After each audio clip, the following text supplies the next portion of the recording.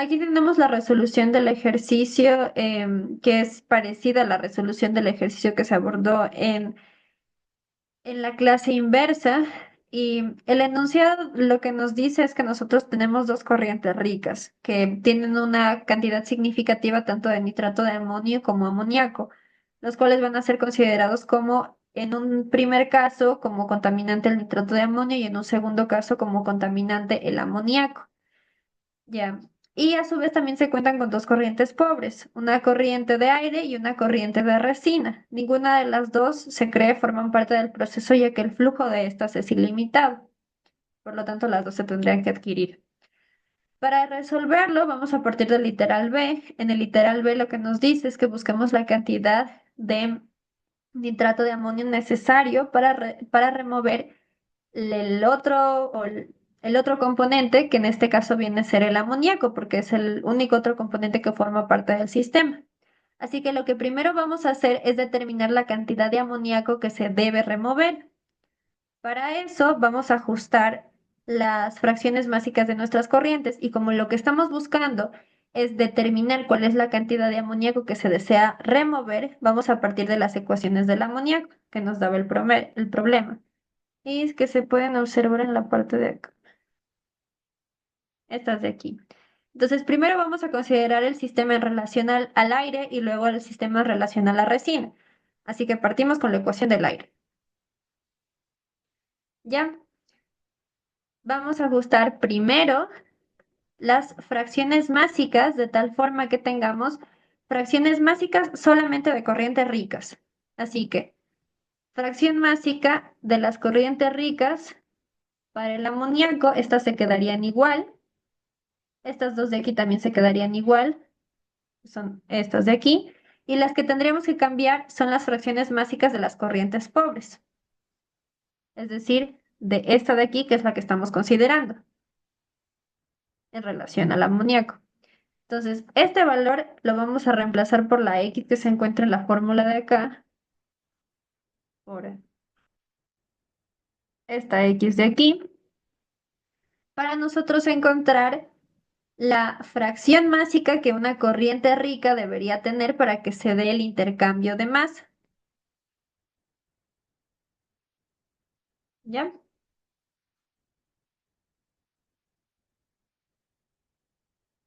Ya. Así que eso lo hacemos en relación a las corrientes ricas y lo volvemos a hacer de tal forma que tengamos ahora fracciones másicas para corrientes pobres. Es decir, la de la corriente pobre ahora se va a mantener igual. Aquí tengo activada, sí, ya. La de la corriente pobre se va a mantener igual las fracciones másicas. Es decir, este valor se mantiene igual o estos dos valores se mantienen igual. Y los que cambian son las fracciones másicas de las corrientes ricas. Despejando en cambio esta fórmula que teníamos aquí del aire para X, porque la Y representa fracción másica de una corriente rica y la X representa fracción másica de una corriente pobre. Ya. Una vez que hemos hecho esto en cada caso, vamos a ordenar nuestros datos solamente de las fracciones másicas, estas de aquí, de las corrientes ricas, de mayor a menor, sin repetir ningún valor. ¿Ya? Y con estos datos ordenados vamos a crear los intervalos, tomando estos dos valores para el intervalo 1, los subsecuentes para el intervalo 2 y así sucesivamente. ¿Ya? Y con los intervalos planteados ahora necesitamos saber dentro de qué corriente se encuentran. Es decir, por ejemplo, vamos a tomar el intervalo 1, que es de 0,02 a 0,006. ¿Ya? Y voy a analizar si se encuentra dentro de este intervalo de aquí, que es el intervalo de la corriente R1. Vemos que este intervalo es bastante pequeño, va desde 0,004 a 0,006, ¿ya? Y que el valor que se alcanza aquí es de 0,02, mucho más arriba en relación al valor más alto que alcanza este intervalo de 0,006. Es decir, estaría fuera de este intervalo de aquí. ¿Ya? Y por lo tanto no se encuentra contenido en la corriente R1. Por eso no lo escribimos aquí. En la corriente R2 este intervalo de la corriente R2 va desde un valor muy bajo, 0,001, hacia el límite que podíamos ver aquí, de 0,002. Entonces, aquí vamos a ir subiendo 0,001, vamos a tener 0,0002, 3, 4, 5, y vamos a pasar por tanto por este valor de aquí, llegando hasta el 0,02. Es decir, este intervalo de aquí sí se encuentra contenido en la corriente de arriba, en el intervalo de la corriente de arriba. Y ese análisis también se debería hacer para los intervalos posteriores, para el 2, el 3, el 4 y el 5. Ya. Ahora, hacemos esto porque nosotros vamos a tomar esta diferencia de los valores que están en los intervalos y los debemos multiplicar por el flujo de las corrientes en las cuales se encuentran contenidos. ¿Ya? Es decir, por ejemplo, en este caso simplemente se multiplica por el flujo de R2 porque solamente se encuentra contenido en esa corriente. Nosotros podemos ver el valor mostrado de C6 es el flujo de la corriente 2. Ya. Ahora, en cambio, en el intervalo 2, este se encuentra contenido tanto en la corriente R1 como en la corriente R2. Por lo tanto, sería la diferencia de los valores presentados en el intervalo multiplicado por el flujo de una de las dos corrientes, en este caso, el del flujo de la corriente 1, más, otra vez, la diferencia de los valores del intervalo por el flujo de la corriente 2, donde también se encuentra contenido. Y este proceso se repetiría para los intervalos subsecuentes. Ya. Ahora, si podemos observar aquí, aquí solamente se está multiplicando por dos flujos, no se multiplica por el flujo de la corriente L1. ¿Por qué? Porque no se cuenta con el flujo de la corriente L1, ya que dijimos que este era limitado porque posiblemente sea un MSA externo. Así que no estamos considerando los flujos de las corrientes pobres o de la corriente pobre, y lo que estamos calculando aquí sería netamente la cantidad de amoníaco que se desea remover por tanto de las corrientes ricas en kilogramos por segundo, que son las unidades igual con las que estábamos trabajando. ¿Ya? Para sacar la cantidad total de amoníaco a remover entonces de todas nuestras corrientes ricas, deberíamos sumar estos valores de aquí, que es lo que se observa en la parte de acá. Y con la cantidad total a remover podemos sacar la masa de la corriente absorbente total.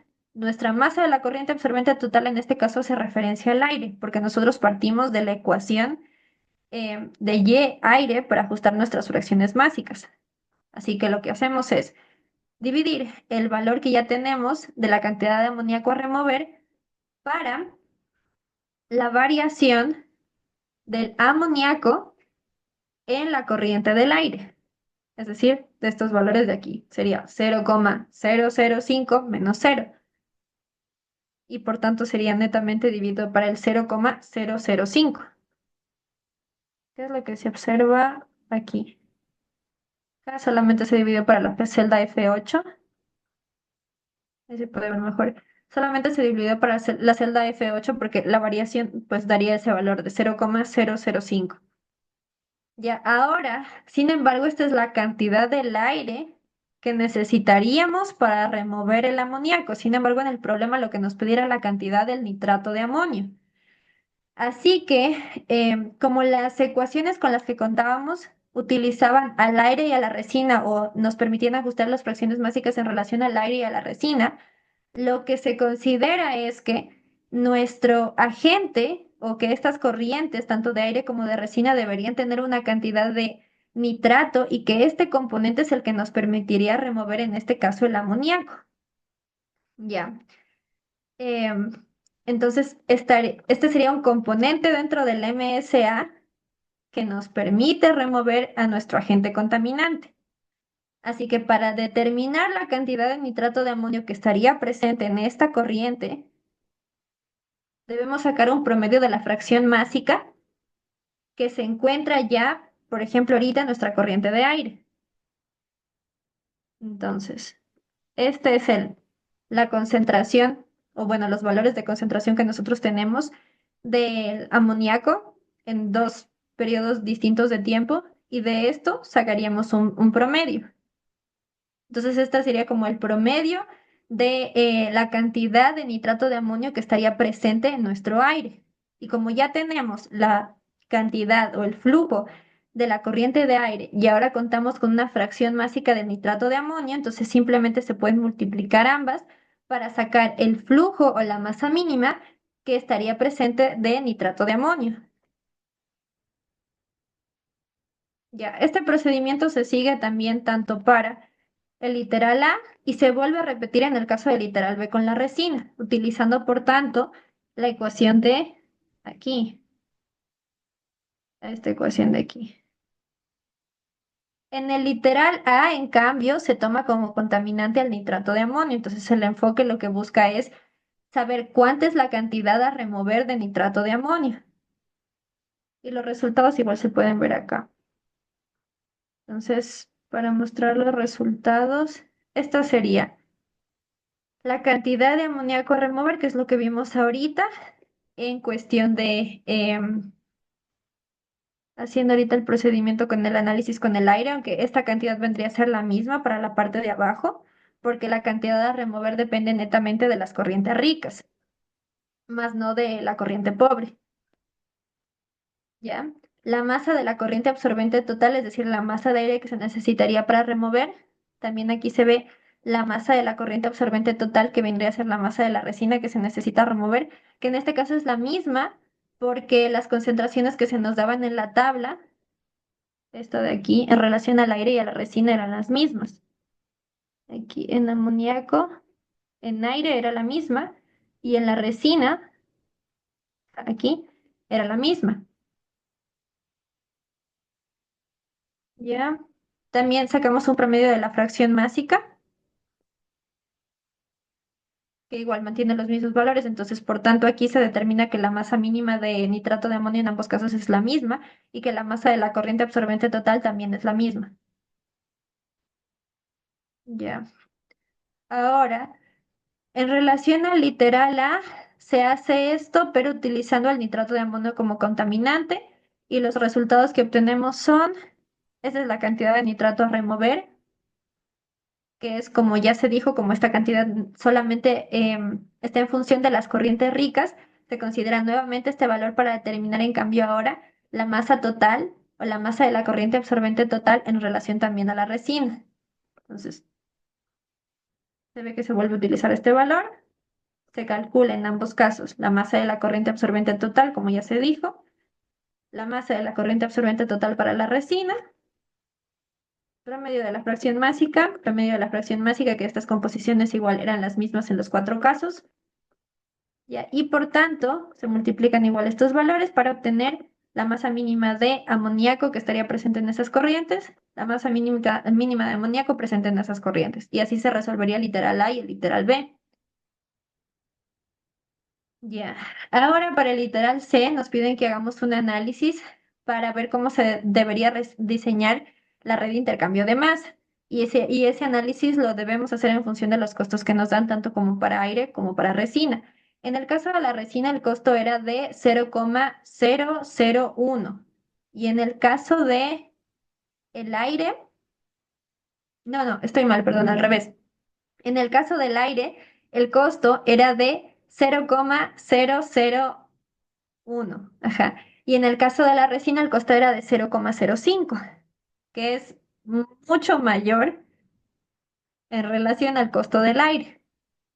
En el caso del literal B, como estábamos necesitando la misma cantidad de ambas corrientes, pues iba a ser mejor emplear por cuestión de costos la que saliera en menor costo, es decir, el aire, que es el costo que se ve aquí, que se multiplica por el valor que se le estableció a la corriente de aire de 0,001.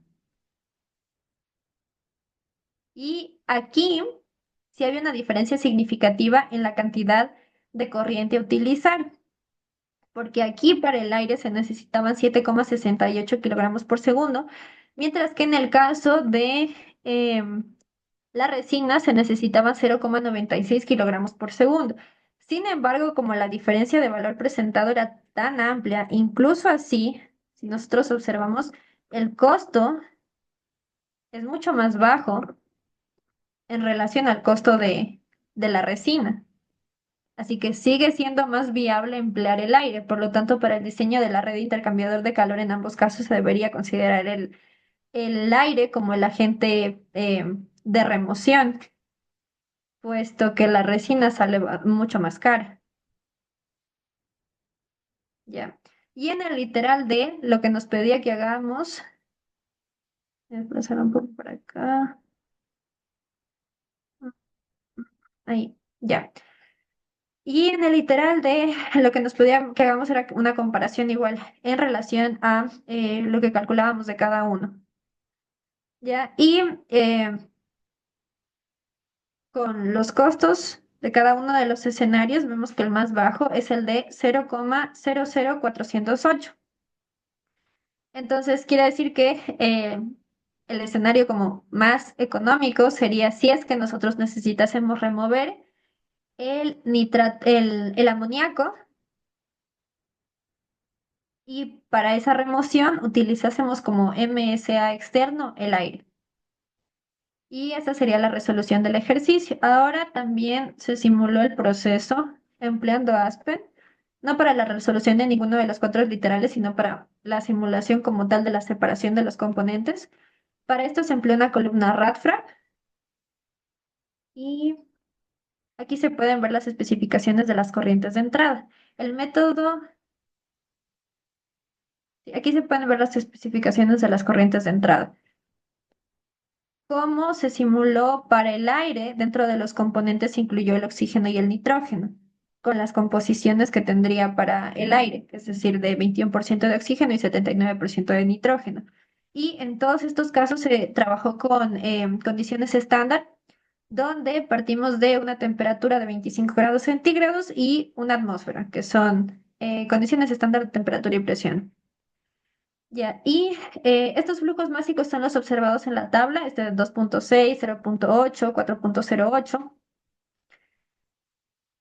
E igual las de estas dos de aquí, las fracciones, bueno, la concentración que se mostró en las tablas es la de la entrada para simular el proceso. Ya, más abajo presentamos el método. Ujú. El método utilizado fue NRTL y las propiedades de la columna, que también se debe ajustar para que el sistema pueda correr. Entonces, eh, se puso como número de etapas 10, que bueno, es lo que solemos utilizar. No había caída de presión, por lo tanto no se completaron los espacios de la etapa 2 dentro de esta parte y trabajamos a condiciones de estándar de presión de una atmósfera. Tendríamos una etapa para cada una de las corrientes, R1, R2 y L1. ¿Ya? Y con esto definido, solamente corremos el sistema. Y en la parte de arriba podemos ver los resultados obtenidos, que son en relación a la columna, la temperatura, el reflujo. Y en la parte de abajo podemos observar los datos en relación a las corrientes. Se ve tanto la fracción másica como el flujo másico. Y esa sería la resolución del problema.